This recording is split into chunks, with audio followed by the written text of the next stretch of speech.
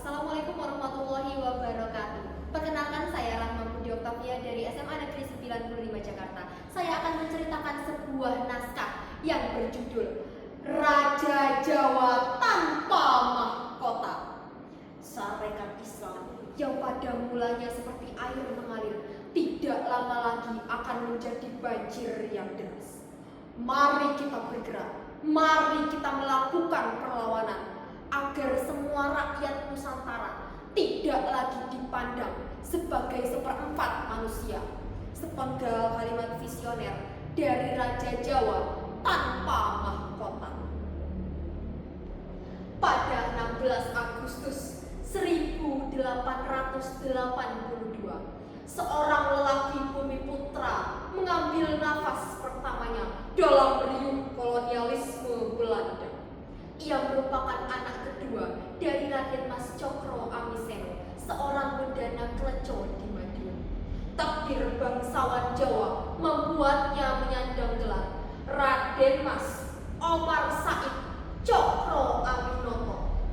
Keturunannya yang bersambung langsung dengan Kiai Kasan Besari, ulama besar pendiri pesantren Tegal Sari, menyempurnakan penafsirannya terhadap Islam dan kehidupan. Ideologi sosialisme Islam mengalir sempurna dalam dirinya. Jika Kiai Kasan Besari adalah guru para ulama, maka Cokro Aminoto adalah guru para pendiri bangsa. Silsilah keluarganya yang tak luput dari jabatan di pemerintahan Hindia Belanda memberinya hidup nyaman. Tetapi dalam hati Cokro Aminoto ada ketidakrelaan menyaksikan rakyat dan tanahnya diperas untuk kesejahteraan kaum penjajah. Terlalu banyak kepedihan yang telah ia saksikan. Berseragam rapi dan duduk tegap sebagai juru tulis di Ngawi membuatnya tercekik oleh feodalisme. Maka ia mengambil langkah besar. Ia meninggalkan gelar bangsawan dan mengakhiri karirnya sebagai pegawai negeri di usia muda.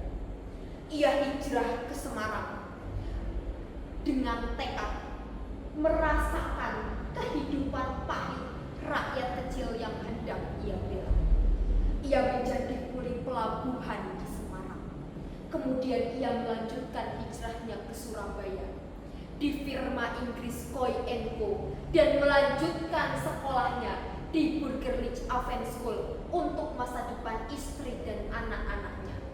Setelah dirasa cukup, ia memboyong keluarga kecilnya ke Surabaya, ke sebuah rumah sederhana di Jalan Peneleh 7, tempat lahirnya gagasan-gagasan besar pendiri bangsa. Jika kalian ingin menjadi pemimpin besar, maka menulislah seperti wartawan dan berbicaralah seperti orator. Di rumah itu, Cokro Aminoto menjadi guru bangsa. Soekarno, Semaun, Musso, Alimin, dan Kartosuwiryo tinggal dan belajar darinya. Mereka kelak menjadi para tokoh penting untuk sejarah Indonesia. Pada tahun 1913, Surabaya menjadi saksi. Cokro Aminoto masuk ke dalam Sarekat Dagang Islam yang kelak ia rubah haluannya menjadi Sarekat Islam. Ia meniupkan roh baru pada gerakan rakyat yang mulanya wadah pedagang batik menjadi pergerakan nasional. Ia tidak membawa senjata.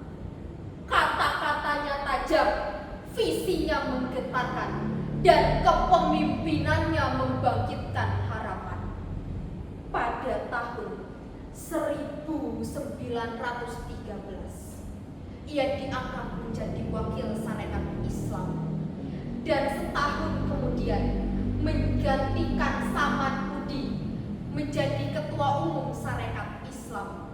Dan pada tahun 1916, Sarekat Islam mencapai tonggak keberhasilannya. Ia diakui sebagai organisasi nasional dan Cokro Aminoto diangkat sebagai anggota Volkskrant. Pengaruhnya kuat hingga Belanda menjulukinya The Ongelkonde Koning van Java. Bahkan ketika ia ingin diadili dan semua orang menghalangi, ia tetap tidak ingin ada kekerasan di depan matanya. Ia membuktikan bahwa penjara tidak dapat memenjarakan kebebasan dan harapan. Setinggi-tinggi ilmu, semurni-murni tauhid, dan sepintar-pintar siasat, itulah Cokro